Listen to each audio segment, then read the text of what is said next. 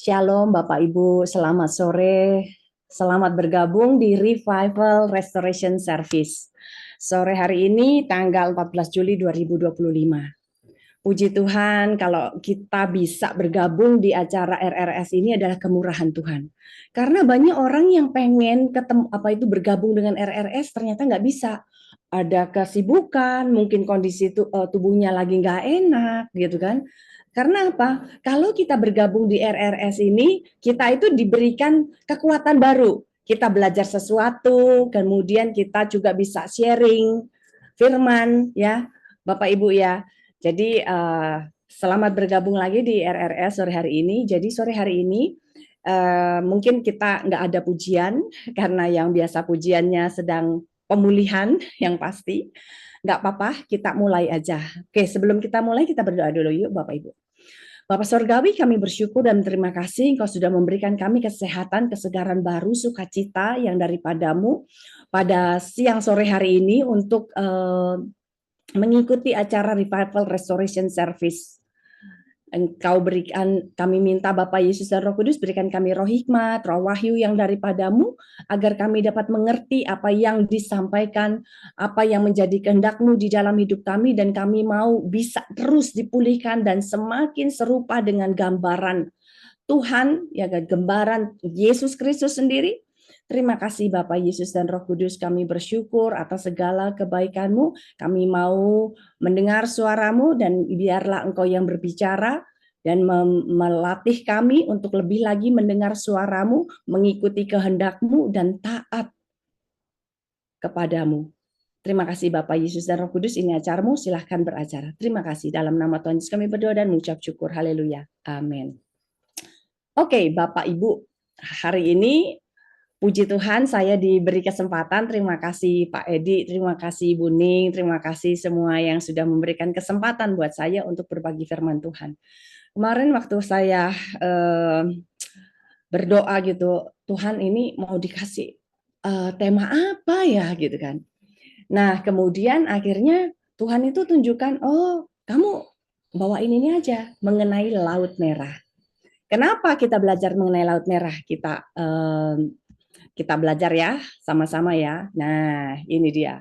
Kita belajar mengenai Laut Merah. Ternyata di baliknya Laut Merah ini banyak informasi dan banyak kejadian-kejadian penting yang dialami oleh bangsa Israel pada zaman itu. Ya, Laut Merah secara geografi ternyata panjangnya lumayan ya, 1.200 kilometer. Kemudian lebarnya itu sekitar yang paling sempit ya, titik yang paling sempit aja 29 kilometer dan yang paling maksimum tuh sekitar 355 kilometer. Jadi bisa dibayangin sebetulnya dia luas dan lebar sekali ini Laut Merah ini. Dan secara sejarah Laut Merah ini memiliki histori sebagai tempat perlintasan bangsa Israel dari Mesir seperti yang dicatat di dalam Alkitab. Jadi kita tahu ya bahwa memang Laut Merah itu adalah tempat yang dilalui oleh bangsa Israel waktu mau menuju tanah perjanjian. Mengapa kita mau membahas Laut Merah? Jadi saat ini ada beberapa dari kita mungkin di dalam posisi seperti bangsa Israel yang saat menghadapi Laut Merah itu kita menghadapi halangan, rintangan, kok kayaknya kayak menghadapi Laut Merah. Di depan itu udah ada laut yang gelombangnya besar gitu kan. Kemudian di kanan kiri ada padang gurun, ada gunung-gunung, di belakang ada pasukan dari Mesir yang mengejar. Aduh Tuhan, saya mesti lari kemana? Kayak gitu kan.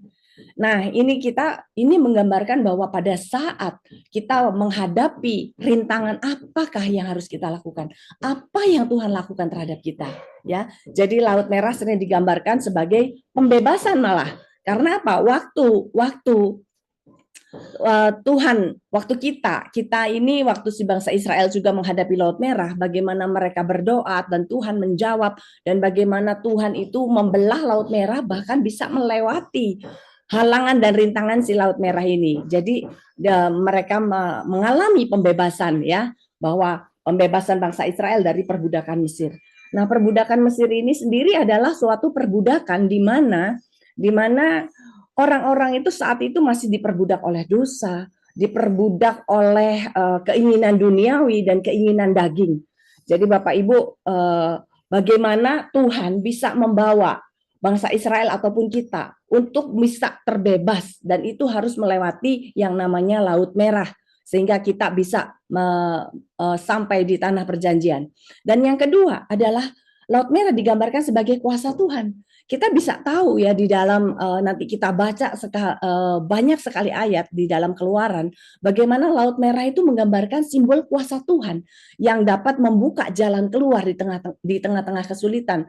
Jadi pada waktu bangsa Israel itu sendiri struggle waktu dia masih ada di tanah Mesir, bagaimana mereka mau keluar dari tanah Mesir, bagaimana Tuhan mendengar doa-doa mereka gitu kan, bahwa mereka sangat tersiksa gara-gara apa ya? Karena mereka ditekan, mereka harus membuat batu bata semakin banyak, yang tadinya disediakan jerami, kemudian tidak disediakan jerami, mereka disiksa dan mereka mulailah mereka mengeluh kepada Tuhan, mereka berdoa minta dibebaskan, dan Tuhan mengutus Musa, hambanya. Bayangin Bapak Ibu ya, luar biasanya Tuhan itu mendengar doa-doa kita. Bahkan mengutus yang kita nggak pernah tahu. Bayangin Bapak Ibu ya, Musa itu usianya waktu diutus itu umurnya 80 tahun. Nah, kalau kita menghadapi gini, ini ada nih mau ngeluarin kita dari suatu kesulitan. Waktu kita lihat orangnya, loh kok orangnya udah tua toh? Kayaknya sudah langsung image-nya nggak percaya gitu. Masa sih bisa gitu kan? Masa mereka ini orang bisa membantu kita keluar? Tetapi apa? Luar biasanya Tuhan itu sudah mempersiapkan Musa dari awal.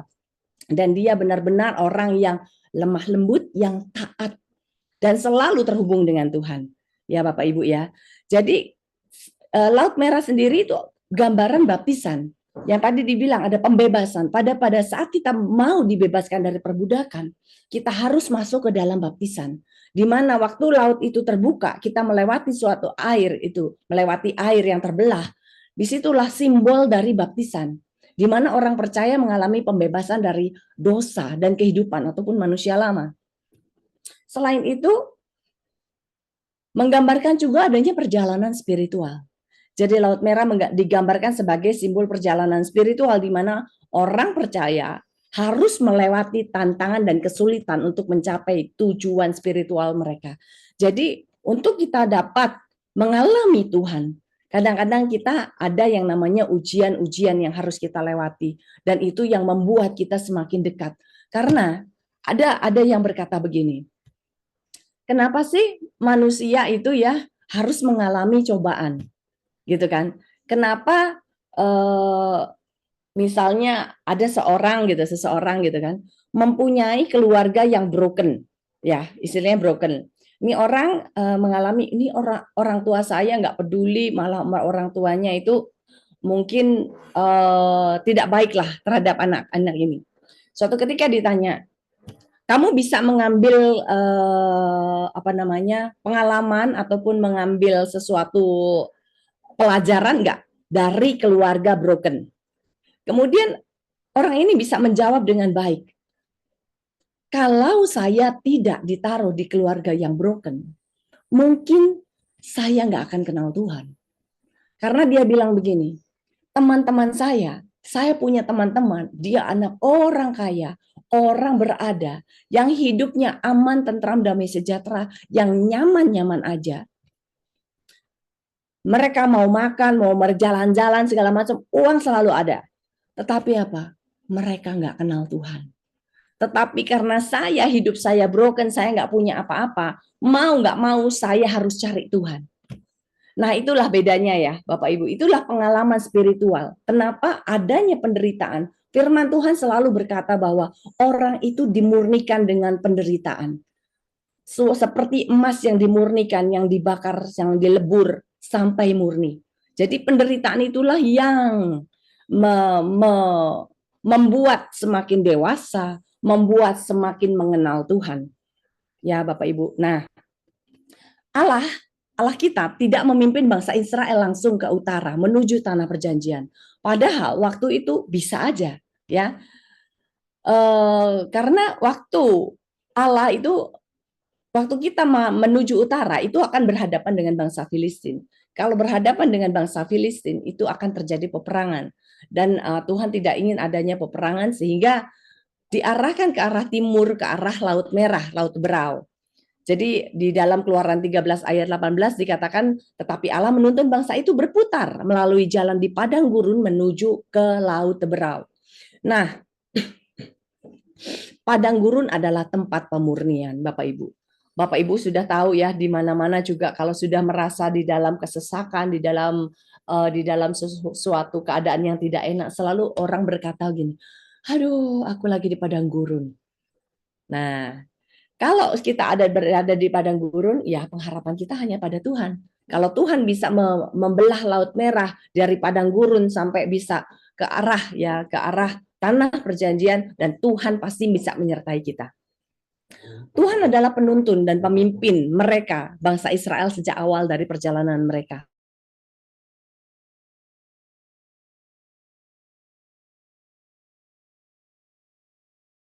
Yang api untuk menerangi mereka.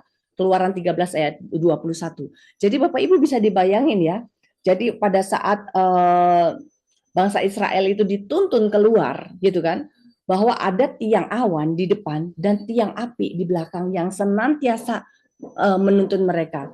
Dan kepekaan Musa kepada Tuhan yang mengatakan bahwa oh sekarang harus jalan, oh sekarang harus berhenti. Semuanya itu karena mereka punya pemimpin yang benar-benar sangat lemah lembut, yang sangat taat kepada Tuhan.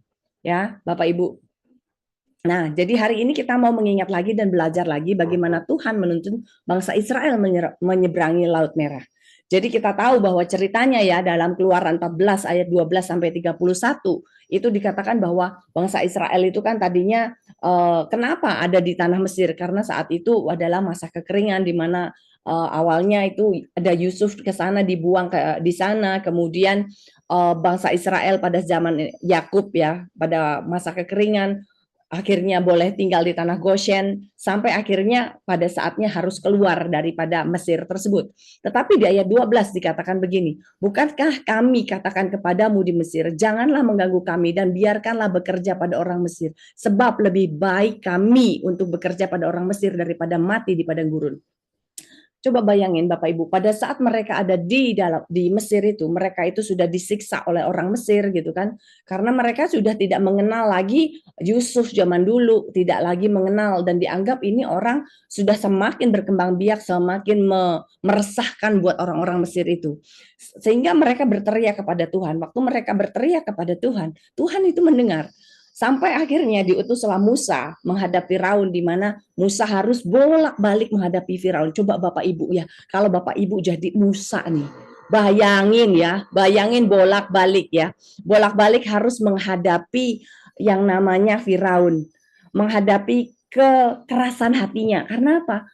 Di ayat-ayat sebelumnya dikatakan bahwa Tuhan mengeraskan hati Musa sampai sampai Tuhan itu ingin menyatakan kekuasaannya, kemuliaannya dengan apa? Memberikan tulah-tulah sampai 10 tulah. Ya, sampai dari awal tulah air menjadi darah, kemudian ada katak, ada nyamuk, ada lalat pikat, sampai ada kegelapan, sampai akhirnya anak sulung, baik itu anak sulung yang apa namanya anak sulung manusia maupun hewan itu akhirnya mati. Dan bagaimana Tuhan membedakan orang Mesir dengan orang Israel yang ada di tanah Goshen yang tidak mengalami sama sekali tulah tersebut. Bapak Ibu, itulah kita kalau pilihan Tuhan, kita tahu bangsa Israel ada pilihan Allah dan selalu dibedakan dari orang-orang yang fasik pastinya ya Bapak Ibu ya. Jadi kita percaya bahwa Tuhan itu ada beserta kita. Tuhan itu mendengar kita, walaupun kadang-kadang kembali lagi di ayat 12 berkata bahwa pada saat diajak keluar dari itu, tetapi tetap aja mengeluh dan merasa lebih enak ya di Mesir, merasa lebih nyaman ya, walaupun dia harus kerja lebih keras. Tetapi daripada saya harus di padang gurun yang kayaknya, kalau di padang gurun itu terkesan kita nggak tahu mesti kemana. Berapa lama kita nggak pernah tahu. Coba bayangin Bapak Ibu ya, yang dikatakan dari tadi ya bahwa Tuhan itu membelokkan. yang harusnya ke utara, yang harusnya cuma 40 hari, dibelokkan ke timur, itu ke selama 40 tahun. Bedanya jauh banget ya. Selama 40 tahun bayangin Bapak Ibu harus jalan di padang gurun. Mengalami banyak mukjizat, ngalamin mana, ngalamin dikirim sama burung puyuh, ngalamin segala macam ya, sampai akhirnya menghadapi Laut Merah. Nah, ayat 13. Tetapi berkatalah Musa kepada bangsa itu. Ini mengingatkan kepada bangsa tersebut. Janganlah takut, berdirilah tetap dan lihatlah keselamatan dari Tuhan yang akan diberikannya hari ini kepadamu. Sebab orang Mesir yang kamu lihat hari ini tidak akan kamu lihat lagi untuk selama-lamanya. Jadi Tuhan itu sudah memberikan kekuatan. Jadi melalui Musa, Musa ini memberikan kekuatan kepada orang Israel. Bahwa walaupun kamu nggak lihat di depan kamu seperti apa. Tetapi apa yang dikatakan, jangan takut. Nomor satu, yang harus dipikirin, yang harus diingat bahwa waktu kita menghadapi segala macam masalah, jangan takut, berdiri tetap, lihatlah keselamatan Tuhan. Ya, nah keselamatan Tuhan itu yang apa? Diberikannya kepada kita hari ini. Jadi bukan besok, bukan apa, tetapi keselamatan itu ada di dalam diri kita. Jadi hari ini, sebab orang Mesir yang itu ini adalah janji Tuhan. Orang Mesir yang kamu lihat hari ini tidak akan kamu lihat lagi selama-lamanya. Nah, waktu percakapan ini terjadi, apakah mereka sudah melihat bahwa oh nanti orang Mesir ini bakal lenyap hilang gitu kan? Apa sudah lihat? Mereka belum melihat. Dan mereka masih harus mengalami perjalanan yang menghadapi, ini kan belum sampai lautnya dibelah ya Bapak Ibu ya. Jadi saat itu mereka belum mengalaminya, tetapi Tuhan sudah berfirman.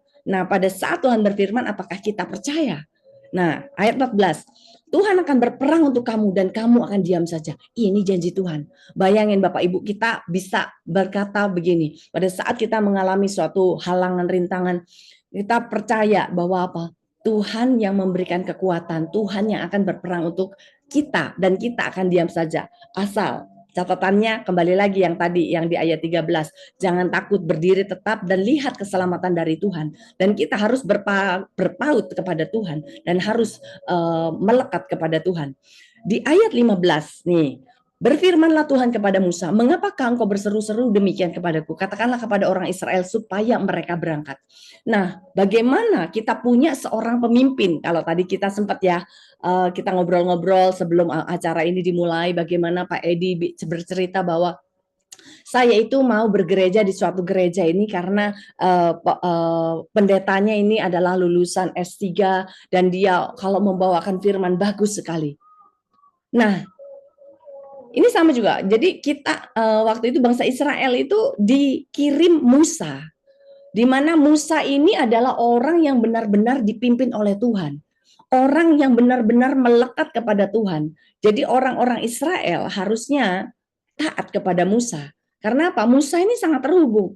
Maju, diomongin suruh maju, maju, berhenti, maju, berhenti. Bayangin ya selama 40 tahun pindah-pindah itu. Itu bagaimana Tuhan itu memimpin Musa. Ya. Dan di sini dikatakan ya dari Tuhan kepada Musa bahwa katakan kepada orang Israel supaya mereka berangkat. Mulai jalan aja dikasih tahu, harus jalan, mulai, jangan menunda-nunda. Ayat 16, dan engkau angkatlah tongkatmu dan ulurkanlah tanganmu ke atas laut dan belahlah airnya. Sehingga orang Israel akan berjalan di tengah-tengah laut di tempat kering. Ini adalah firman Tuhan bagaimana mau menyelamatkan orang Israel tersebut dengan apa? Pada saat kita menghadapi Laut Merah, halangan, rintangan, bagaimana ya apa yang harus dilakukan? Musa sudah memberikan contoh. Karena perintah dari Tuhan apa? Angkatlah tongkatmu. Kita angkat tangan kita berserah, kita meminta. Ya, jadi berserah bukan menyerah. Berserah dan menyerah itu beda. Berserah itu sungguh-sungguh mengandalkan Tuhan. Tuhan, apapun maumu, aku mau ikut. Aku mau taat. Kuncinya sebetulnya di dalam ayat-ayat yang kita baca ini adalah ketaatan dari Musa. Sehingga bisa memimpin. Bayangin Bapak Ibu ya, Musa menghadapi ini bangsa yang tegar tengkuk. Kalau nggak taat sama Tuhan, aduh, nggak ngelus dada itu ya si Musa ya. Ya, Bapak Ibu luar biasa dikasih hati yang lemah lembut, gitu kan. Kemudian taat kepada Tuhan, disuruh ya udah, walaupun usianya sudah 80 tahun.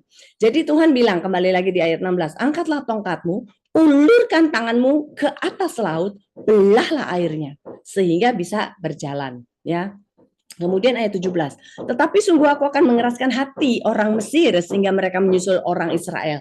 Bayangin ya, sudah dilepasin setelah tulah yang ke-10, bagaimana Tuhan membunuh anak-anak sulung daripada orang Mesir dan hewan-hewannya.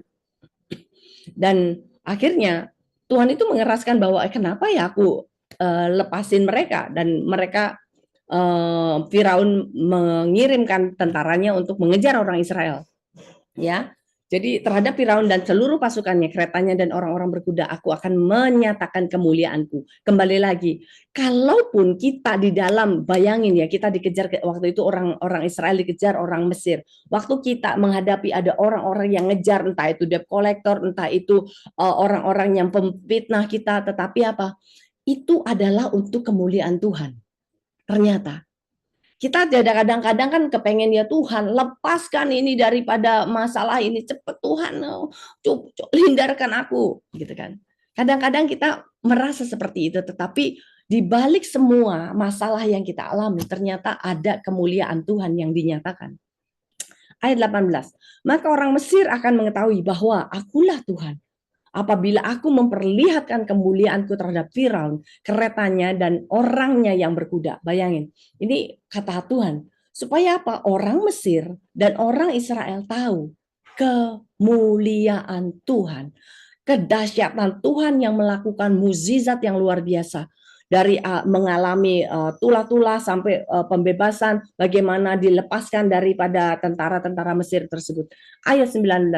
Kemudian bergeraklah malaikat Allah yang tadinya berjalan di depan tentara Israel, lalu berjalan di belakang mereka, dan tiang awan itu bergerak dari depan, lalu berdiri di belakang mereka. Bapak Ibu coba bayangin, kan tadinya kan ini tiang awan ya, di depan ini bangsa Israelnya, ini di belakang adalah tiang api. Nah Tuhan itu bisa menyuruh malaikat Allah. Nah kalau tiang awan kan menuntun kalau pagi hari berjalan, tiang api menerangi kalau malam. Nah Tuhan itu bisa menyuruh malaikat Allah, ini si tiang awan disuruh ke belakangnya tiang api. Apa tujuannya?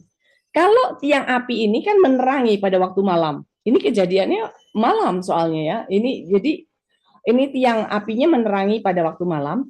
Nah, adanya tiang awan di belakangnya tiang api menghalangi cahaya yang ada ini adalah tentara Mesir. Jadi tentara Mesir ini tidak mengalami cahaya sama sekali. Mereka mengalami kegelapan. Bagaimana Tuhan bisa melakukan hal tersebut yang kita bilang kok bisa ya gitu kan.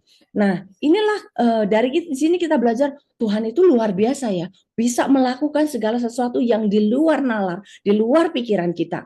Dan bisa lakukan itu. Ayat 20, demikianlah tiang itu berdiri di antara tentara Mesir dan orang Israel. Dan karena awan itu yang tadi kan, awan itu menimbulkan kegelapan karena menghalangi tiang api yang apinya tiang api ini cahayanya mengarah ke bangsa Israel. Ini karena tertutup tiang awan jadi gelap, gitu kan? Karena awan itu menimbulkan kegelapan, maka malam itu lewat sehingga yang satu tidak dapat mendekati yang lain. Semalam-malaman itu bagaimana Tuhan padahal itu sudah dekat. Ya, nah Tuhan itu bisa melakukan hal yang luar biasa semacam ini. Ayat 21. Lalu Musa mengulurkan tangannya ke atas laut. Semalam-malaman itu Tuhan menguakkan air laut dengan perantaran angin timur yang keras, membuat laut itu menjadi tanah kering, maka terbelahlah air itu. Ayat 22, demikianlah orang Israel berjalan di tengah-tengah laut di tempat yang kering, sedangkan kiri dan kanan mereka air itu seperti tembok bagi mereka. Bayangin Bapak Ibu ya, bahwa waktu tuh Musa itu mengulurkan tangannya ke atas laut, terbelahlah laut. Bayangin Bapak Ibu yang tadi diceritakan bahwa jarak dari sini ke sana, jadi dari yang paling pendek itu lebarnya si Laut Merah itu 23 kilometer. Itu yang paling pendek. Segitu panjangnya perjalanan. Jadi bukan cuma 100 meter, Bukan kayak nyebrangin yang namanya Sungai Yordan yang kecil gitu. Ini laut, Bapak Ibu. Bayangin. Kemudian mereka harus melewati di mana itu yang dibilang kayak tembok yang tinggi. Temboknya itu kayak air gitu. Kemudian mereka bisa lihat dong ada hewan-hewan, ada ikan-ikan yang mungkin masih berenang-berenang di laut di dalam yang sebelah situ. Bayangin, sementara mereka lagi dikejar di belakang gitu kan. Dan mereka harus cepat bergerak. Padahal mereka membawa anak-anak kecil, mereka membawa hewan-hewan yang nggak bisa bergerak dengan cepat. Di mana walaupun tanahnya kering, tetapi di situ ada batu-batuan, Bapak Ibu. Ya. Nah, kemudian 23 orang Mesir mengejar. Nah, ini ceritanya orang Mesir mengejar, menyusul mereka segala kuda Firaun, keretanya dan orang berkuda sampai ke tengah-tengah laut. Jadi itu pasukan Mesirnya itu sudah ngejar tuh sampai ke tengah laut. Jadi orang Israel sudah setengah jalan gitu. Mereka sudah mengejar sampai ke tengah-tengah laut. Nah, ayat 24. Dan pada waktu jaga pagi. Jadi kejadiannya malam. Yang tadi itu kejadiannya malam. Pada waktu jaga pagi, Tuhan yang ada di dalam tiang api dan awan itu memandang kepada tentara orang Mesir. Lalu dikacaukannya tentara orang Mesir. Bayangin Bapak Ibu ya. Kalau Tuhan sudah turun tangan, tentara Mesir pun bisa dikacaukan oleh Tuhan. Tidak ada yang mustahil. Kalau kita menghadapi segala sesuatu yang menakutkan, ada orang-orang yang misalnya menjelekkan kita, mereka akhirnya berkata jelek dan Tuhan bisa mengacaukan mereka. Ya, jadi kita kadang-kadang nggak perlu lagi membela diri. Waktunya tidak membela diri, ya sudah, tidak usah membela diri karena Tuhan yang turun tangan. Ya, ayat 25, ia membuat roda keretanya menjadi miring dan maju dengan berat. Sehingga orang Mesir berkata, marilah kita lari meninggalkan orang Israel, sebab Tuhanlah yang berperang untuk mereka melawan Mesir. Bayangin, seorang orang Mesir aja tahu bahwa Tuhan yang berperang menghadapi mereka, orang-orang Mesir tersebut. Ayat 26, berfirmanlah Tuhan kepada Musa, kembali lagi. Tuhan berfirman, berkali-kali Tuhan berfirman memberikan apa? Arahan-arahan langkah demi langkah, step demi step yang harus dilakukan. Nah, ini adalah perintahnya Tuhan. Ulurkanlah tanganmu ke atas laut supaya air berbalik meliputi orang Mesir, meliputi kereta mereka dan orang mereka yang berkuda. Jadi disuruh untuk mengulurkan tangan lagi. Nah, kemudian ayat 27. Musa mengulurkan tangannya ke atas laut, maka menjelang pagi ya Bapak Ibu yang tadi dikatakan bahwa bayangin ya, udah lewatin laut gitu kan, udah tengah malam. Nah, ini menjelang paginya berbaliklah air laut ke tempatnya, sedang orang Mesir lari menuju air itu. Demikianlah Tuhan mencampakkan orang Mesir ke tengah-tengah laut. Jadi orang-orang Mesir itu terkubur ya dengan laut tersebut ya. Kemudian ayat 28, berbaliklah segala air itu lalu menutupi kereta dan orang berkuda dari seluruh pasukan Firaun yang telah menyusul orang Israel itu ke laut. Seorang pun tidak ada yang tinggal dari mereka. Ya, kemudian ayat 29, tetapi orang Israel berjalan ke tempat kering dari tengah-tengah laut, sedang kiri kanan mereka air sebagai tembok bagi mereka. Ayat 30, demikianlah pada hari itu. Nah, ini yang baru dialami. Tadi kan Tuhan bilang akan orang Mesir yang kamu lihat akan dimusnahkan. Nah, ini yang ayat 30 barulah ini digenapi. Demikianlah pada hari itu Tuhan menyelamatkan orang Israel dari tangan Mesir dan orang Israel melihat orang Mesir mati terhantar di pantai laut. Jadi Tuhan kalau sudah berjanji pasti ditepati. Kadang-kadang kita yang nggak sabar. Kapan? Kapan gitu kan. Nah, mulai kita nggak usah nanya kapan, tetapi tetap berdoa, tetap percaya kepada janji Tuhan. Janji Tuhan itu dipegang, nggak perlu ditanya-tanyain. Karena kalau kita bertanya mengenai janji Tuhan, kapan Tuhan, kapan ini terjadi, itu berarti kita menandakan kita tidak percaya pada Tuhan. Tetapi apa yang bisa kita lakukan pada saat janji Tuhan itu ada? Yang kita bisa lakukan adalah bersyukur. Tuhan, terima kasih. Engkau sudah berjanji, aku percaya Engkau menepatinya. Di dalam nama Tuhan terjadi di dalam nama Tuhan Yesus. Dan itu yang kita lakukan. Ayat 31. Ketika dilihat orang Israel betapa besarnya perbuatan yang dilakukan, Tuhan terhadap orang Mesir, maka takutlah bangsa itu kepada Tuhan, dan mereka percaya kepada Tuhan dan kepada Musa hambanya itu. Nah, ini adalah tujuan dari Tuhan, bahwa Tuhan ini ingin menyelamatkan orang Mesir dan membuat Tuhan ingin menyelamatkan orang Israel, dan orang Israel ini supaya tahu Tuhan mereka adalah Tuhan yang dahsyat, Tuhan yang mulia, Tuhan yang luar biasa, yang bisa menyelamatkan mereka dari tangan orang Mesir dan ingin membebaskan mereka dari perbudakan menjadi bangsa yang merdeka, bangsa yang masuk ke dalam tanah perjanjian yang penuh susu dan madu, di mana Tuhan yang sudah membawa mereka keluar, dan mereka yang menyediakan, Tuhan yang menjagainya, Tuhan yang memimpinnya langkah demi langkah. Nah, dari sini kita belajar Bapak Ibu ya, dari perjalanan Musa memimpin bangsa Israel keluar dari Mesir, menyeberang Laut Merah ataupun Laut Teberau yang kita sudah baca, kita bisa belajar sesuatu bahwa Tuhan mendengar seruan umatnya saat di Mesir. Bagaimana Tuhan memilih dan memanggil Musa untuk menyelamatkan bangsa Israel dari perbudakan bangsa Mesir, dari kehidupan daging.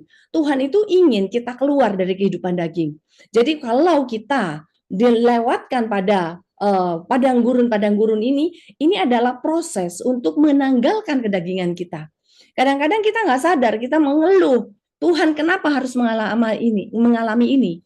Tetapi pada saat kita mengalami suatu penderitaan, ataupun pada saat kita mengalami suatu ujian, disitulah Tuhan akan melihat kesungguhan kita. Apakah kita taat akan firman-Nya? Apakah kita mau berubah? Apakah kita bisa mengubah karakternya kita semakin serupa dengan Yesus? Bahkan menanggalkan semua kedagingan kita dan hidup dipimpin Roh. Yang ketiga, Tuhan memilih Musa dan Harun menghadapi Firaun. Dan bagaimana Musa selalu terhubung dengan Tuhan dan taat melakukan setiap perkataan Tuhan. Nah, yang tadi saya bilang bahwa Pak Edi aja sampai mencari ini suatu gereja, saya mau belajar.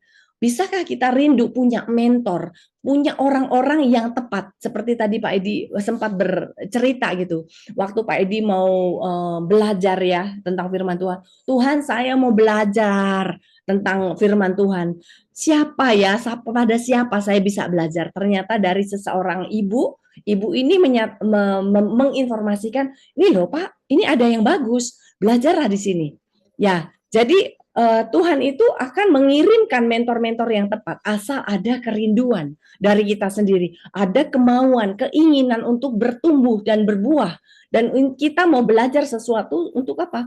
Bukan untuk kemuliaan kita, tetapi untuk kemuliaan Tuhan yang dipakai untuk menyelamatkan seperti bangsa Israel ini yang tegar tengkuk, dan kita bisa dipakai oleh Tuhan untuk menyatakan kemuliaannya. Tuhan mengeraskan hati Firaun sampai ada 10 tulah yang untuk menyatakan kuasanya, sampai akhirnya Firaun melepaskan bangsa Israel. Ya, kita tahu bahwa bagaimana, kenapa sih? Kadang-kadang kita kan tanya, kenapa sih Tuhan? Kenapa engkau? Gitu kan? Sampai 10 tulah, nggak kurang banyak itu 10 tulah. Ngalamin yang macam-macam. Yang tadi dibilang bahwa bolak-balik si Firaun itu harus si Musa harus menghadapi Firaun, bolak-balik gitu kan. Ya. Nah, tetapi tujuan dari Tuhan adalah apa? Mempertobatkan bangsa Mesir juga. Tetapi karena mereka tuh mengeraskan hati dan tetapi mereka lihat bahwa bangsa Israel itu berbeda, bahwa Tuhan menyertai bangsa Israel itu mereka lihat. Walaupun mereka tidak bertobat istilahnya. 5. Bangsa Israel keluar dari Mesir dipimpin oleh Tuhan dengan tiang awan saat siang dan tiang api pada saat malam. Kalau sekarang kita bisa melihat bahwa ada penyertaan Roh Kudus. Ya Bapak Ibu. Yang keenam, tetapi kemudian Firaun berubah pikirannya dan mengirim pasukannya mengejar bangsa Israel. Bayangin ya, sudah ngalamin segala macam sampai 10 tulah, tetapi tetap aja ngejar, tetap aja nggak rela melepaskan bangsa Israel, gitu kan? Nah, Tuhan melindungi, ya, sehingga pasukan Mesir tidak dapat mendekat. Ya, kita baca tadi demikianlah tiang itu berdiri di antara tentara orang Mesir dan tentara orang Israel, ya, sehingga tidak bertemu satu sama lain. Kemudian, tetapi saat mereka sampai di hadapan Laut Merah, ya, mereka tidak ada jalan lain. Jadi kalau sudah tidak ada jalan lain, apa yang harus dilakukan? Ulurkan tanganmu, angkat tongkatmu, angkat tanganmu, minta pertolongan Tuhan. Bapak Ibu ya. Nah, pada saat kita angkat tangan, Tuhan turun tangan. Ada firman-Nya juga. Pada saat kita angkat tangan, Tuhan turun tangan yang membebaskan kita dan Tuhan melakukan mukjizat-mukjizat langkah demi langkah. Tuhan akhirnya menyelamatkan bangsa Israel di ayat 22 sampai 25, kemudian Tuhan menunggak-balikan musuh yaitu tentara Mesir. Orang Israel melihat perbuatan Tuhan dan mereka takut dan percaya kepada Tuhan dan kepada Musa, ya. Sehingga kita bisa dari pelajaran mengenai Laut Merah ini kita bisa belajar bagaimana Tuhan itu sudah melakukan kebaikan-kebaikan, mujizat-mujizat yang luar biasa. Bagaimana tangan Tuhan menuntun step by step, langkah demi langkah orang Israel. Selama 40 tahun Bapak Ibu. Selama 40 tahun. Sampai bisa lewat ke tanah perjanjian. Ya.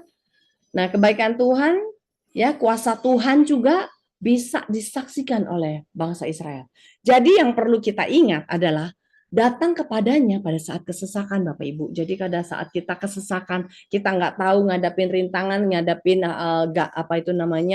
penghalang-penghalang berkat, entah itu penyakit, entah itu apapun yang ada di hadapan kita. Datanglah kepadanya saat kesesakan. Tuhan akan mendengar doa kita. Ya, Tuhan ingin kita keluar dari perbudakan dosa dan kedagingan. Dan kita jangan seperti orang Israel yang suka menoleh ke belakang, yang ingin kembali ke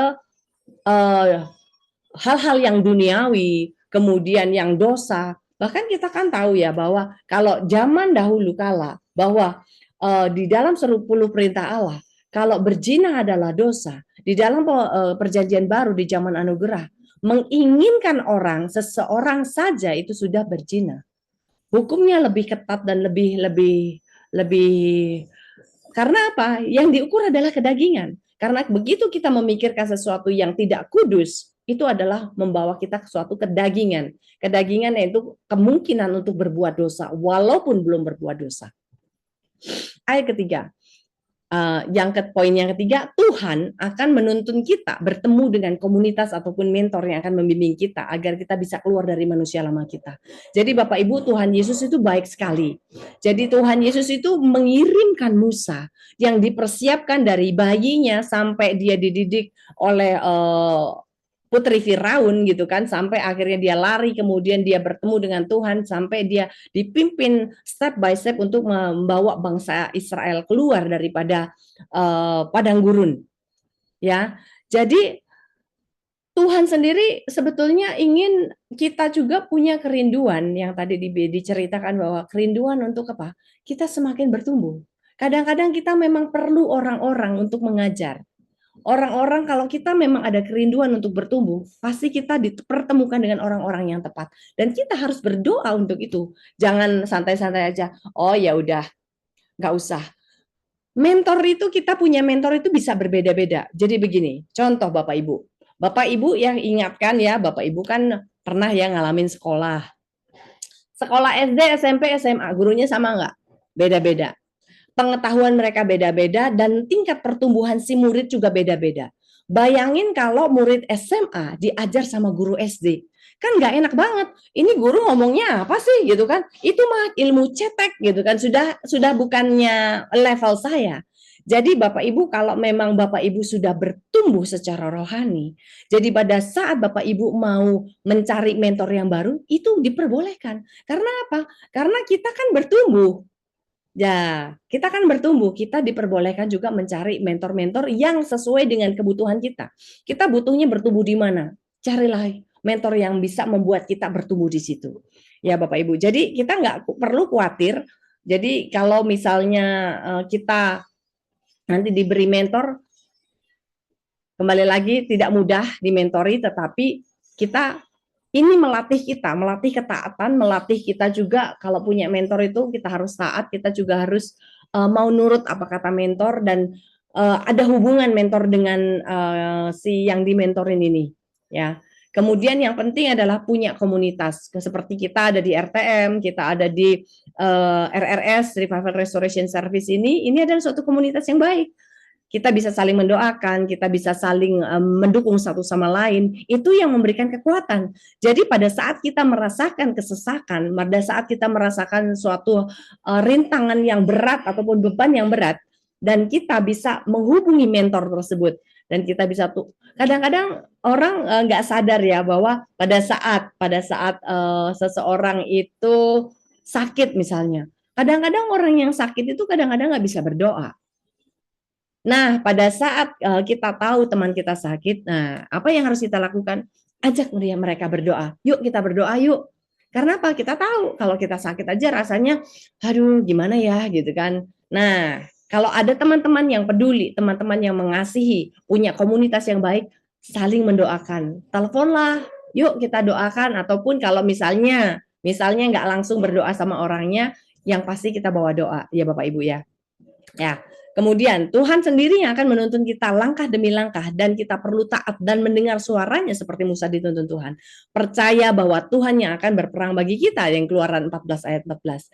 Jadi Bapak Ibu, pada saat kita di dalam padang gurun yang pasti ada proses yang perlu dilalui saat kita mau keluar dari Mesir, dari zaman perbudakan, dari masa lalu, perbudakan dosa. Itu ada proses yang harus dilalui dan tidak bisa dihindari.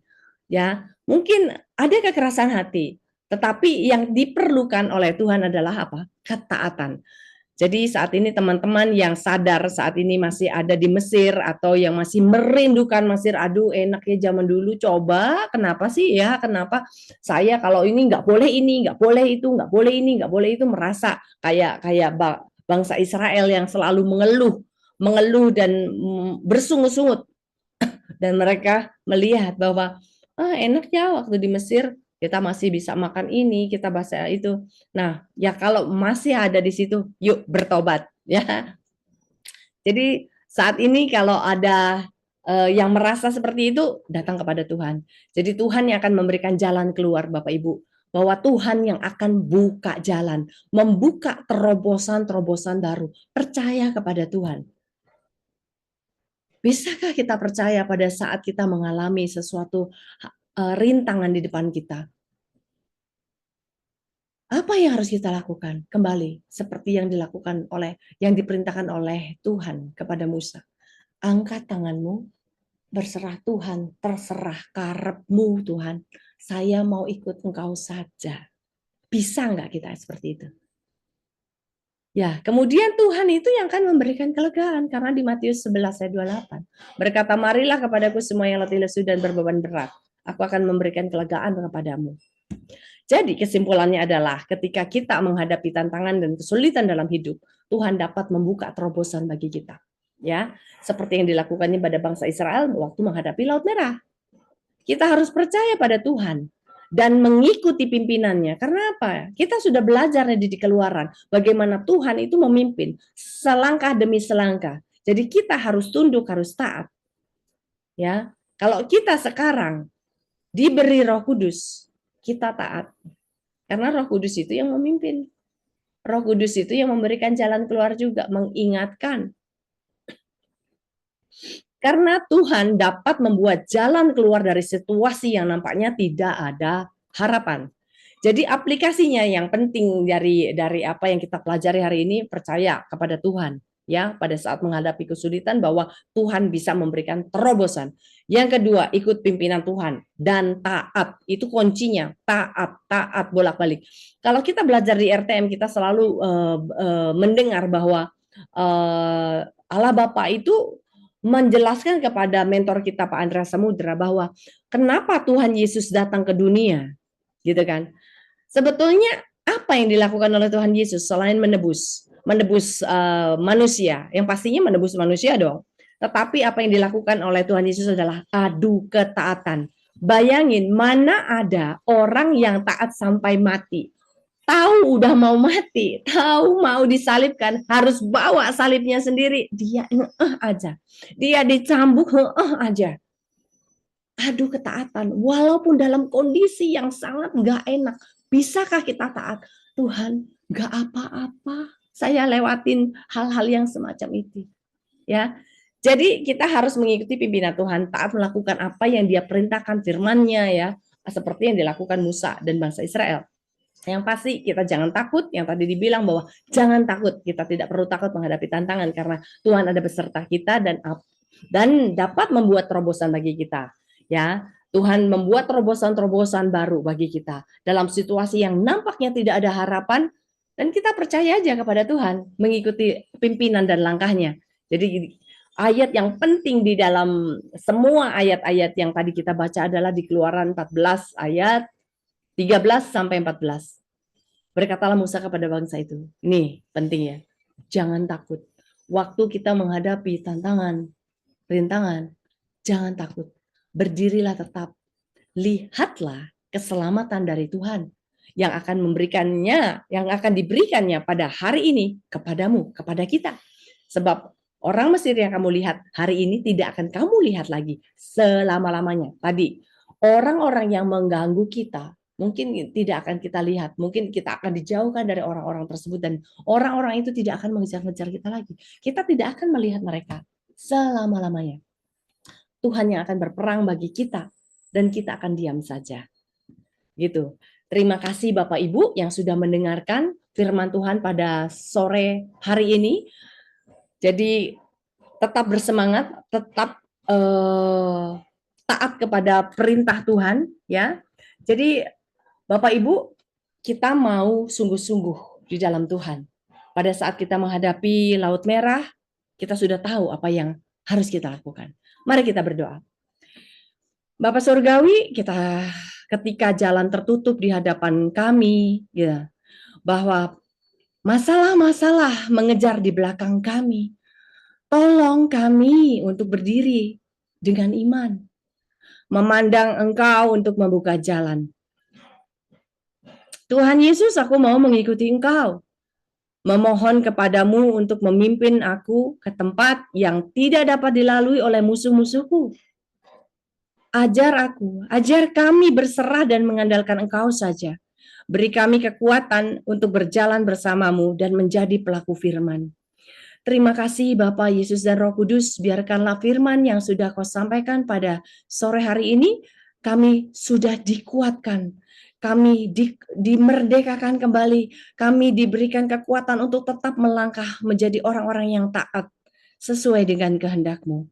Bapak Sorgawi, saat ini kami minta diberikan hikmat-hikmat baru, jalan-jalan baru, yang daripadamu, terobosan-terobosan baru terhadap apa yang kami alami pada saat ini. Dan kami memberi Engkau, Roh Kudus, otoritas 100% untuk memimpin hidup kami, untuk mengingatkan kami akan apa yang harus kami lakukan, menuntun kami langkah demi langkah, dan memberitahu kami. Terima kasih Bapa, terima kasih Tuhan Yesus, terima kasih Roh Kudus, Engkau yang ada di dalam kami lebih besar daripada roh-roh yang ada di dunia ini. Dan hidup kami bukannya kami lagi, tetapi Engkau yang ada di dalam kami yang memberikan kami kekuatan untuk berjalan bersama Engkau setiap saat, setiap waktu. Terima kasih Bapak Yesus dan Roh Kudus. Dalam nama Tuhan Yesus kami berdoa dan mengucap syukur. Haleluya. Amin. Oke, Bapak Ibu.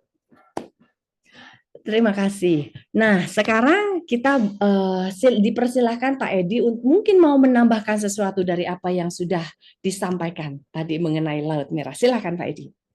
Oke, terima kasih Cilda, luar biasa ya kita dijelaskan tadi Laut Merah. Kita beri aplaus dulu. Puji Tuhan, banyak hal ya yang kita banyak belajar dari tentang Laut Merah tadi, terutama seorang leadership, pemimpin. Pemimpin itu harus taat dulu, seperti Musa. Ini Musa itu ada roh namanya roh ketaatan sama Tuhan. Roh takut akan Tuhan itu besar sekali. Kalau seorang pemimpin nggak taat, itu bukan pemimpin itu. Itu gadungan ya. Sekarang kan banyak nabi-nabi palsu ya. Banyak hamba-hamba Tuhan palsu menjerumuskan domba-dombanya. Nah, di situ. Nah, Musa ini melayani, bukan dilayani loh. Coba saudara baca yang benar ya. Musa ini melayani bangsa Israel berapa juta itu? 2 sampai 3 juta itu. Coba sampai saya tuh berpikir gini, ini aneh ya. Seorang leader harusnya jadi pemimpin. Tapi dia melayani. Lu aneh kan ya saudara? Benar enggak? Sekarang berbeda zamannya, berbeda. Nak sudah jadi hamba Tuhan terkenal, sekarang yang dilayani hamba Tuhannya, yang layani jemaatnya, gendeng enggak semua saudara? Ini kok kebalik-balik semuanya. Zaman sekarang itu zaman yang terbalik semuanya. Benar saudara, di situ makanya tadi saya waktu masuk jam 2:30 itu kita sharing. Saya ngomong ya puji Tuhan saya dapatkan seorang figur, seorang ayah, bapak, bapak rohani saya yang mantap ya. Kenapa saya cerita ini ya? Di sini ada Cik Titi, ini Cik Titi satu gereja sama saya, udah keluar. Nah itu. Nah, belum lama ini kan kita ada namanya generasi emas. Di Magelang saya diajak, di sana hamba Tuhan semua dikumpulkan, termasuk saya, disuruh makan, dimasukkan tempat kapelnya yang khusus. Di situ yang melayani siapa, saudara? Gembalanya. Saya sampai nggak enak hati, saudara. Malu, bener. Gembalanya ngambilkan piring, ngasih kepada kita ini loh. Pak, mari Pak Edi. Wah, saya tuh sampai enggak enak. Sudah, Pak. Pak, enggak usah kita ngambil sendiri nanti. Enggak. Harus makan, harus makan. Sampai disodor-sodorkan semua itu pendeta-pendeta kita ini sampai enggak enak sendiri kita ini. Terus ngambilkan kerupuk, bayangkan Saudara. Aduh, kita tuh dipaksa. Satu-satu dilayani, saya sampai mikir gini loh. Tuhan, apa enggak salah ya jujur kita ini yang melayani mereka. Tuhan ngomong apa? Itu tertulis di firman-Ku yang benar, anak. Seperti Musa, seperti aku, Yesus, melayani murid-murid yang membasuh kakinya. Di situ saya baru terbuka ini selubung-selubung di mata. Sewaktu kelak nanti kamu jadi pemimpin, turun ke bawah, jangan ke atas terus.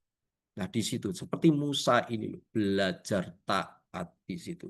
Nah, kenapa kok saya sharing seperti itu, Saudara?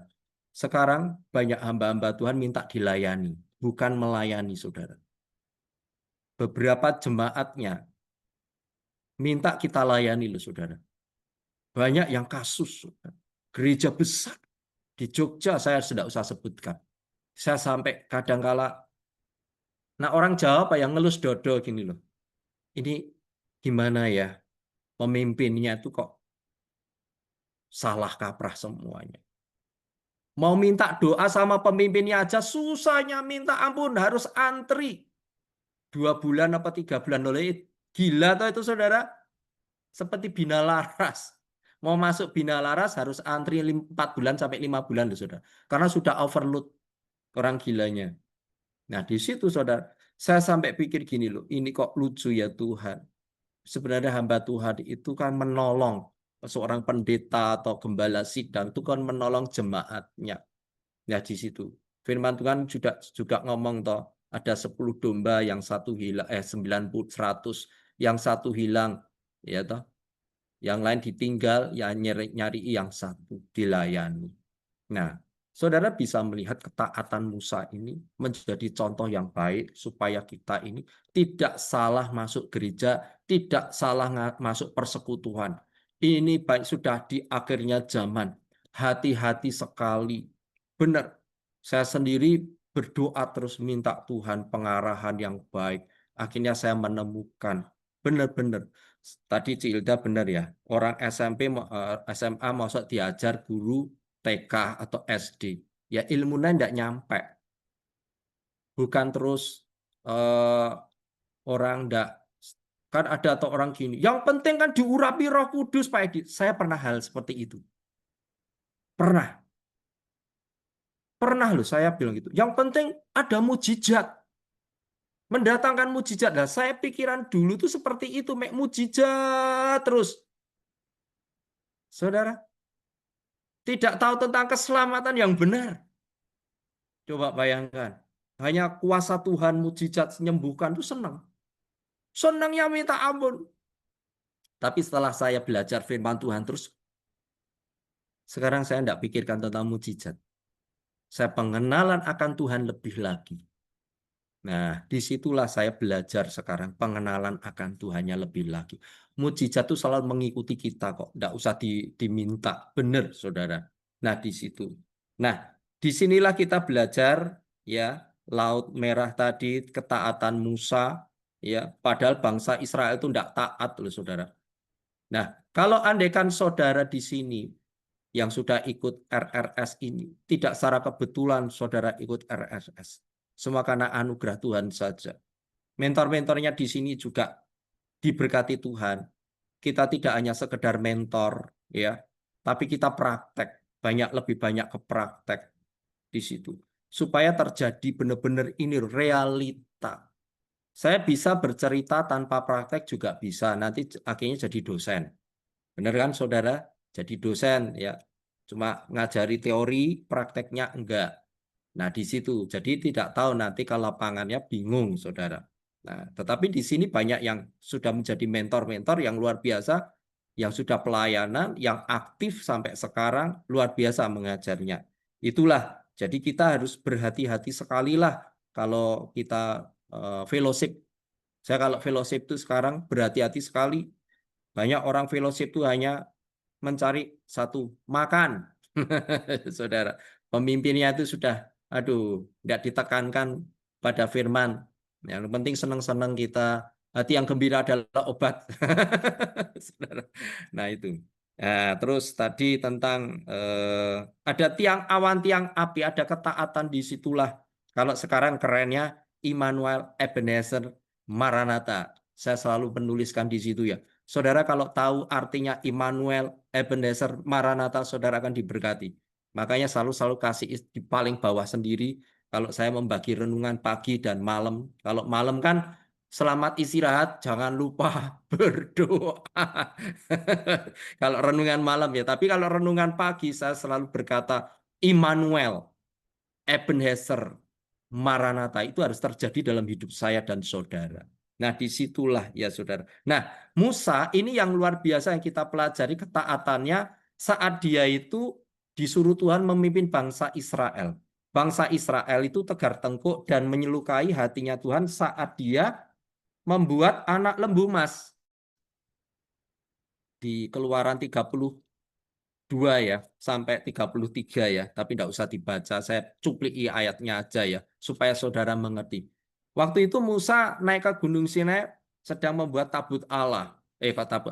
Anu bener ya, dua loh batu itu loh. Loh batu kedua loh hukum Allah. Nah, di situ saudara. Tapi bangsa Israel membuat patung lembu emas menyakitkan hati Tuhan. Nah, kalau saudara baca dari ayat 32 sampai 32, saudara akan tahu esensinya. Makanya baca firman Tuhan itu pentingnya minta ampun saudara. Supaya saudara mengerti tentang hukum Allah. Supaya saudara itu mengerti bukan hanya diceritain tentang khotbah seperti ini. Jadi saudara nanti akan tahu. Nah, Tuhan tidak menyertai bangsa Israel, yang menyertai siapa? Malaikat Tuhan. Kalau saudara baca nanti ya, Keluaran 32. Keluaran 32 itu nanti yang menyertai bangsa Israel bukan Tuhan lagi, tapi malaikat Tuhan. Nah, di situ. Tetapi Musa, Keluaran 33, Musa tidak mau, ngambek. Musa tuh ngambek. Ayat Keluaran 33 ya, Musa minta penyertaan Tuhan di gurun. Ya ini, saya bacakan ayat 1 sampai ayat 2 saja. Berfirmanlah Tuhan kepada Musa, pergilah, berjalanlah dari sini, engkau dan bangsa itu telah kau pimpin keluar dari Mesir ke negeri yang telah kujanjikan dengan sumpah kepada Abraham, Ishak dan Yakub. Demikianlah kepada keturunanmu lah akan kuberikan negeri itu.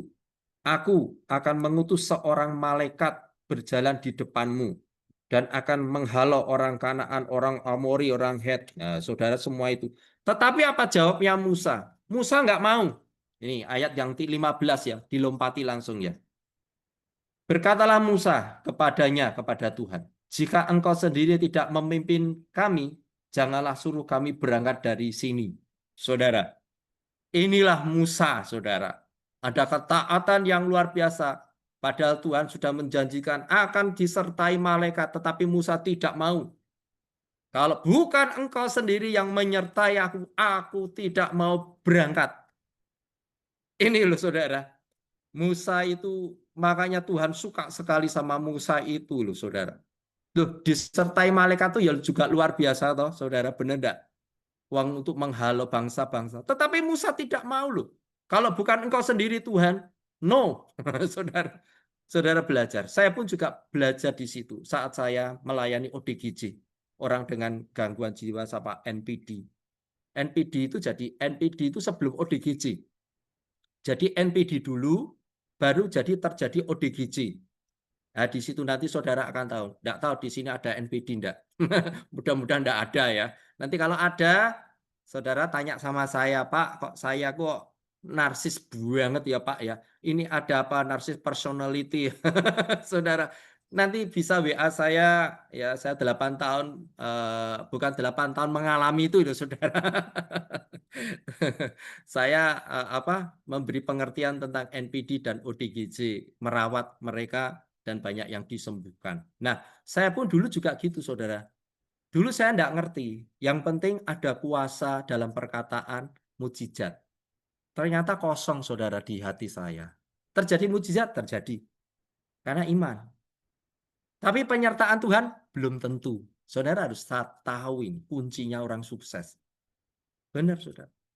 Penyertaan Tuhan itu lebih penting daripada mujizat, kalau saudara mau tahu. Kadang-kala kita tuh selalu Tuhan mujizat, mendak. Saya ngomong Tuhan, penyertaan-Mu Tuhan. Immanuel itu Tuhan yang saya butuhkan. Kalau saudara menunggu mujizat, saudara bisa stres loh. Tuhan, kenapa aku kok enggak sembuh-sembuh Tuhan? Nah, di situ saudara. Nah, kita mau banyak belajar di tempat ini, di RRS, akan diajari bagaimana Tuhan itu selalu menyertai kita, ya, tanpa mujizat. Saudara kan yang bukan membuat mujizat kan bukan saudara, tapi Tuhan. Saudara, jangan minta mujizat, ya Tuhan, kesembuhan kalau doa ke orang sembuh. Dulu sering doa ke orang sembuh, lama-lama tidak sembuh, saudara. Coba saudara, loh Tuhan kok tidak sembuh, aku doa ke orang, loh Tuhan, kok tetap edan, Tuhan gila. Ternyata tidak ada penyertaan Tuhan.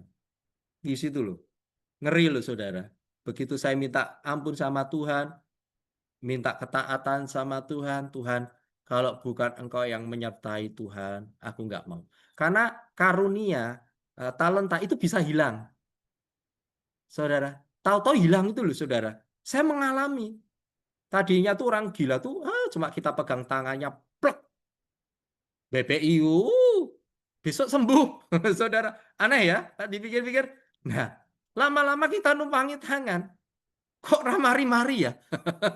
Kadang tuh bisa hilang loh saudara, karunia saudara. Dikira enggak? Saudara.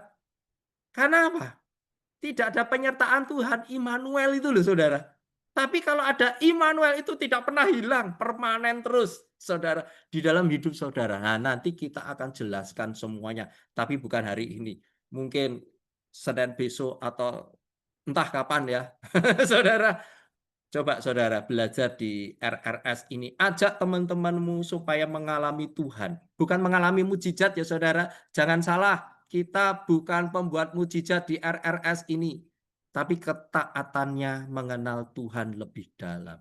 Puji Tuhan, luar biasa yang tadi diterangkan Ci Ilda tentang ketaatan Musa, tentang leadership, dan bagaimana seorang pemimpin yang baik membimbing jemaatnya, orang Mesir ini, orang Israel ini keluar dari tanah Mesir mendapatkan susu dan madunya berlimpah-limpah.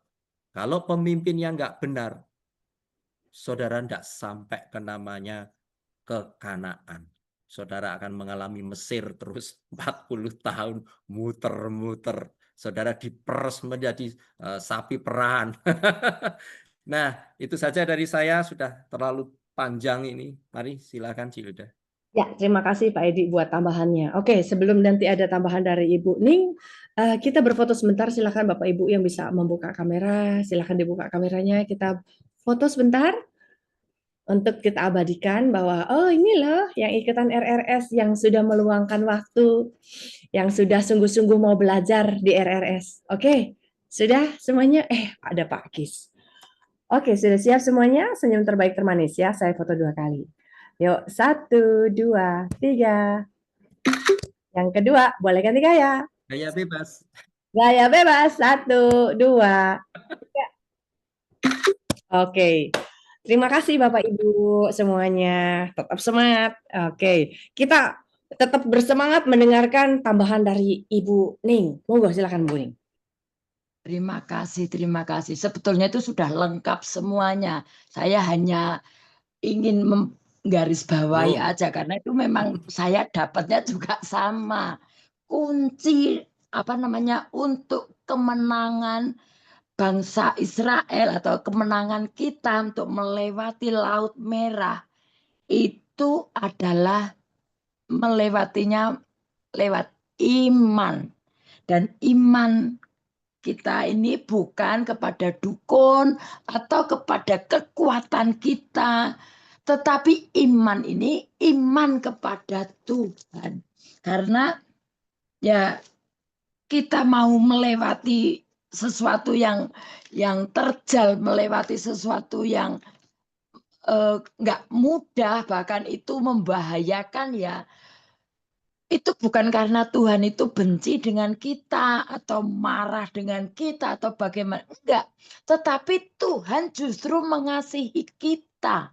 Karena kita ini dibawa Tuhan untuk supaya mengerti apa yang Tuhan mau.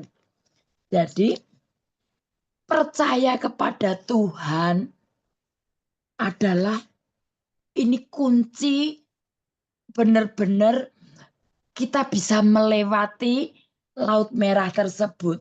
Jika kita percaya pada Tuhan, artinya kita mau belajar taat lah. Sama tuh yang dikatakan melalui Bunda Hilda, Pak Edi tadi tentang ketaatan dan terus kita belajar taat.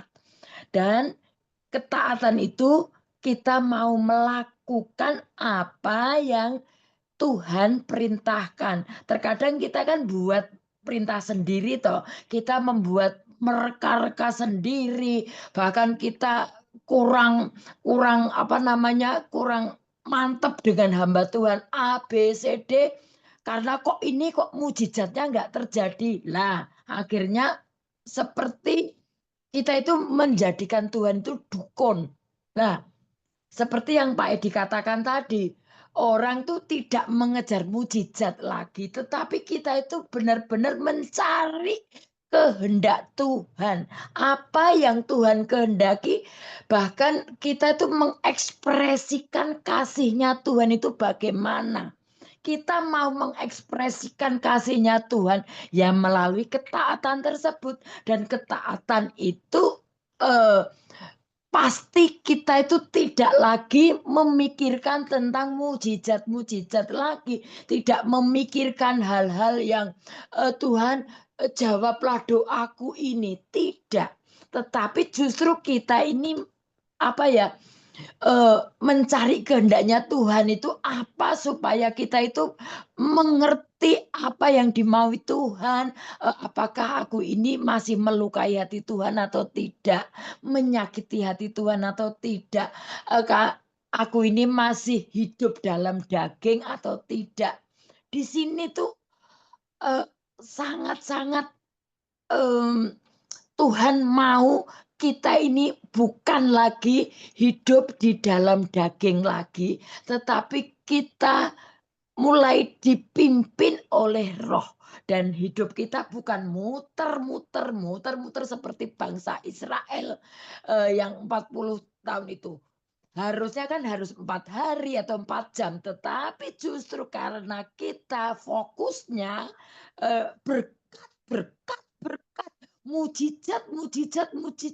Justru di situ Tuhan itu malah mengeraskan hati Fir'aun. Justru malah dikejar terus, dikejar dengan masalah-masalah tersebut. Karena Tuhan maunya tuh kita ini semakin melekat dengan Tuhan. Ketaatan ini adalah pilihan, bukan karena paksaan. Karena orang dewasa, otomatis kita tuh sadar diri. Kita mengerti bahwa kita ini memilih untuk sukacita atau kita memilih grundel, memilih mengeluh. Nah, di sini kita mau belajar seperti yang Yesus ajarkan. Yesus tuh mengajarkan kita terus tetap mengekspresikan cinta kasih kita nih kepada Tuhan, atau kita mengekspresikan roh maut, yaitu ketakutan, bimbang, ragu-ragu, dan lain sebagainya.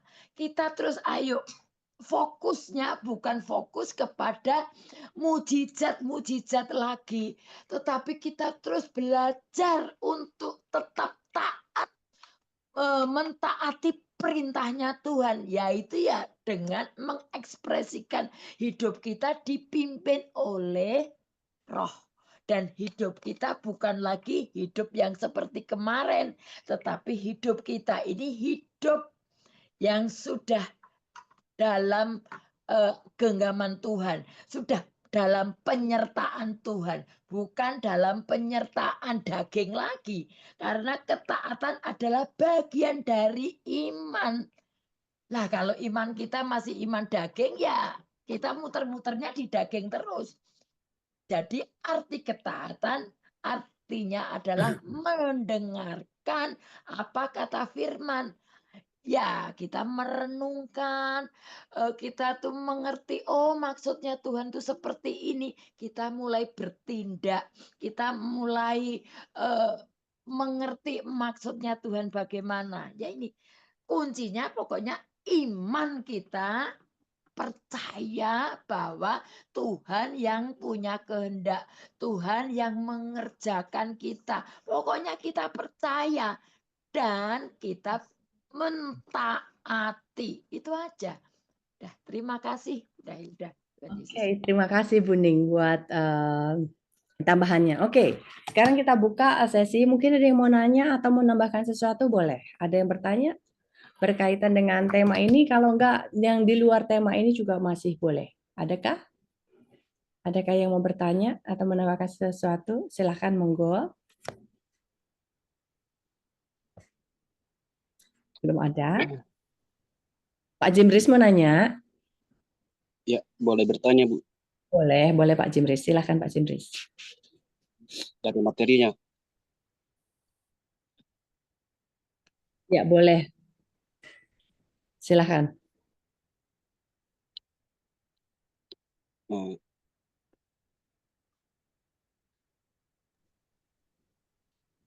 Nggak ada suaranya, Pak Jim. Mungkin kalau nggak di chat aja boleh, Pak Jimris. Soalnya nggak kedengeran suaranya, Pak Jimris. Boleh di chat ya. Oke, nanti pertanyaannya ditaruh di chat aja, kita bisa baca.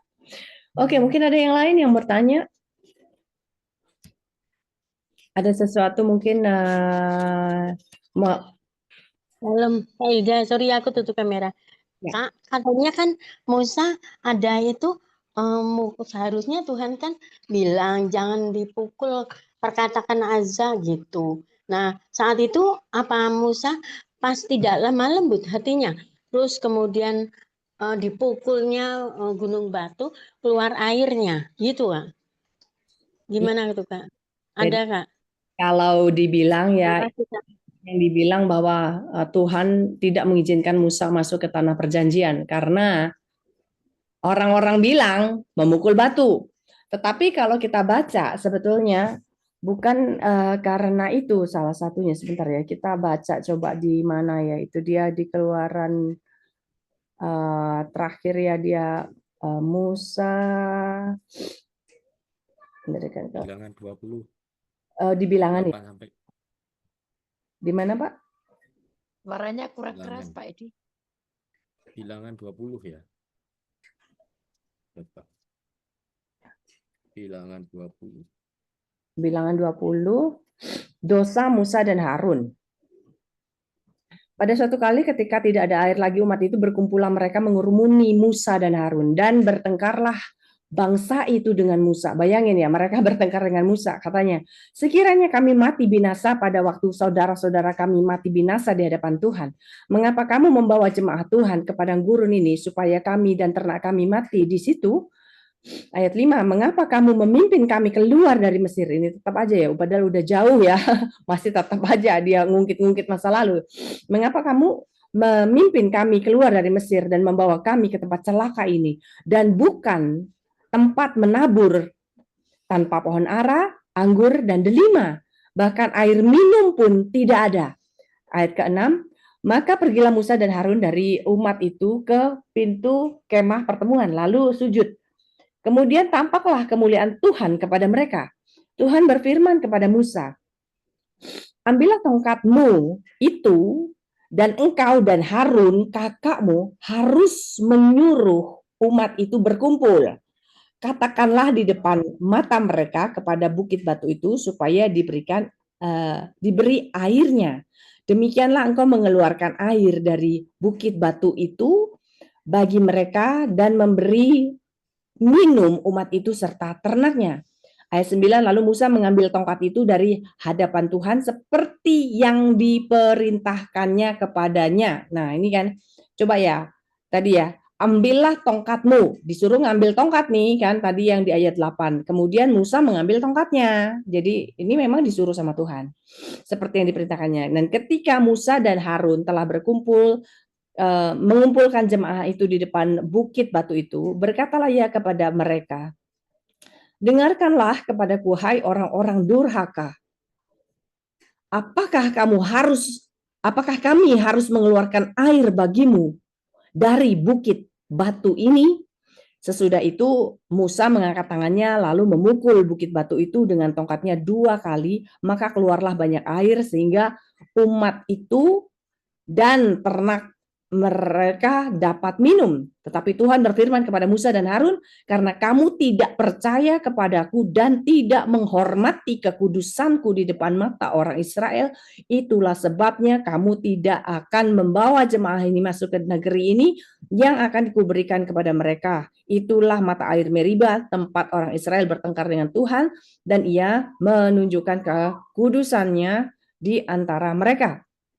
Jadi kalau mau dibilang ya, salah satunya di sini, pada saat tadi kan disuruh ngambil tongkat. Sebetulnya perintahnya yang awal itu yang di ayat ke-8.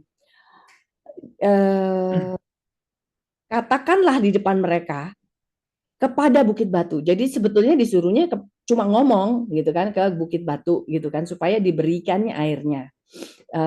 Demikianlah engkau mengeluarkan air dari bukit batu itu. Memang nggak disuruh dipukulkan, memang ya. Nah kemudian karena dia bawa tongkat, nah itu dia, Musanya bawa tongkat dan dia sesuai dengan perintah Tuhan disuruh bawa tongkat. Nah dia mungkin sudah lebih over. Tetapi sebetulnya kesalahan Musa yang lebih dibilang Tuhan di ayat yang ini lah. Karena kamu tidak percaya kepadaku dan tidak menghormati kekudusanku.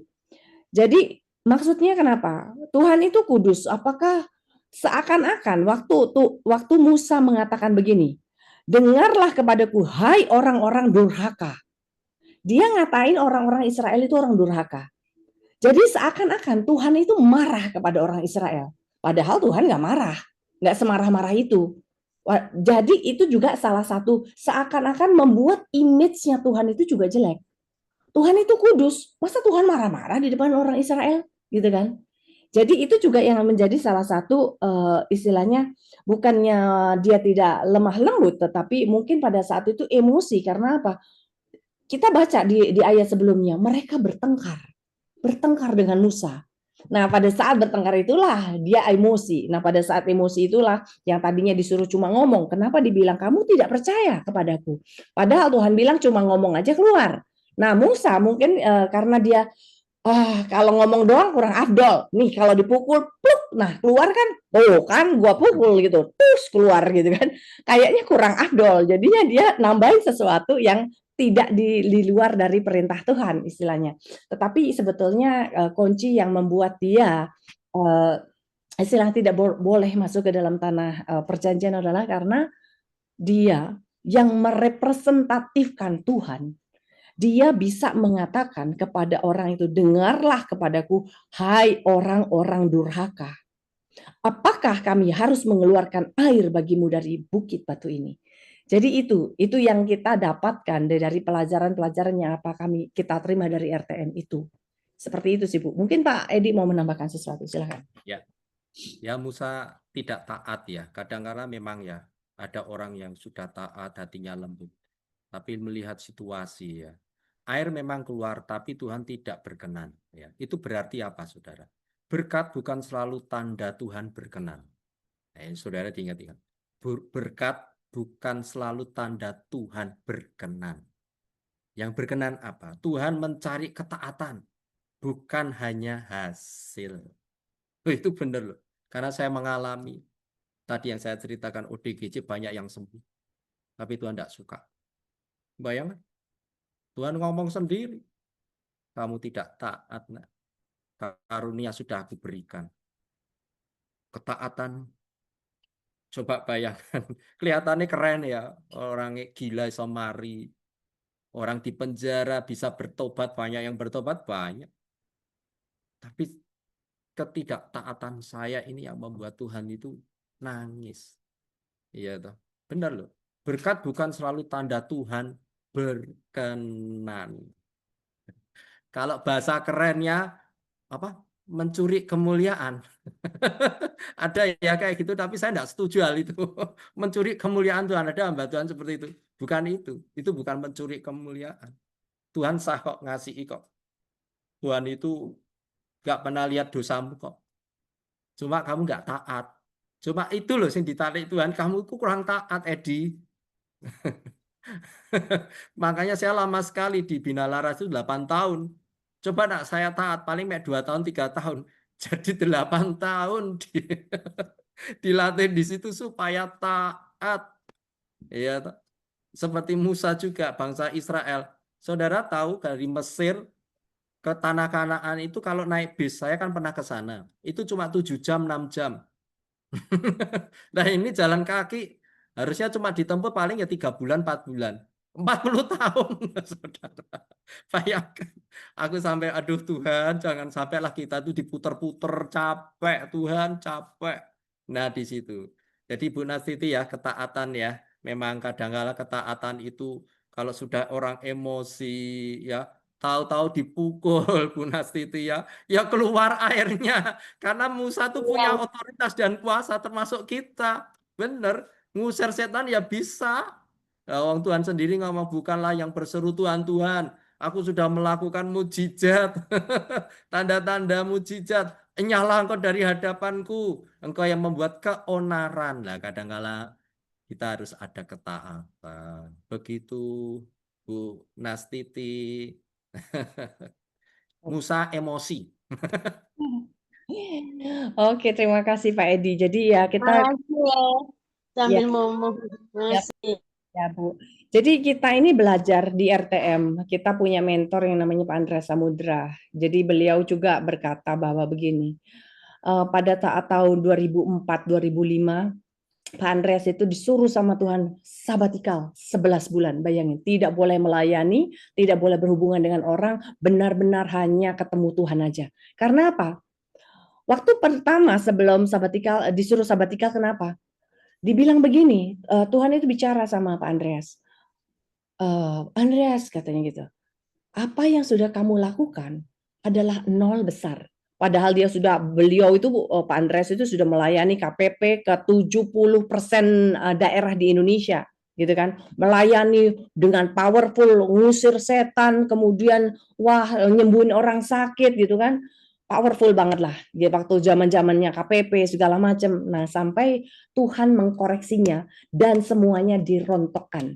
Semua karunia-Nya yang kesembuhan segala macam dirontokkan. Dirontokkan habis semuanya apa? Taat. Kembali lagi taat. Karena apa? Kalau disuruh baru jalan, nanya katanya gitu. Nanya kalau disuruh baru jalan, kalau enggak disuruh jalan lancang namanya katanya gitu. Karepmu dewe lah. Tuhan saya kan sudah pelayanan kemana-mana, banyak orang hamba-hamba Tuhan, jadi hamba-hamba Tuhan terkenal. Saya nggak nyuruh kamu, nggak ada nilainya, kata Tuhan. Nah, kita jangan sampai kayak gitu. Jadi ya sama-sama ya, kita belajar lebih lagi taat, kita minta dipimpin oleh Roh Kudus. Oke. Ada lagi? Kalau nggak ada, kita sudah jam 16.32 ya. Nanti sebentar lagi kita masuk ke sesi doa. Oke, bagi teman-teman yang mendengarkan rekaman ini, Bapak Ibu, hari ini kita sudah belajar mengenai Laut Merah ya. Kita jangan takut waktu menghadapi rintangan, halangan. Yang kita perlu lakukan adalah berserah, taat kepada Tuhan, percaya kepada Tuhan, dan jangan takut. Ya, Bapak Ibu ya. Jadi untuk teman-teman yang mendengarkan rekaman ini, sampai jumpa lagi di acara RRS minggu yang akan datang. Kalau bisa Bapak Ibu ikut acara RRS-nya, karena apa? Waktu acara RRS setelah ini rekaman ini diputuskan, Bapak Ibu itu boleh kalau mau minta didoakan. Kita akan melayani, jadi siapa aja yang mau minta didoakan gitu, nanti kita akan doakan. Jadi pastikan Bapak Ibu ikut Zoom-nya, karena apa? Kita bisa saling berinteraksi dengan lebih enak. Oke, sampai jumpa dan Tuhan Yesus memberkati.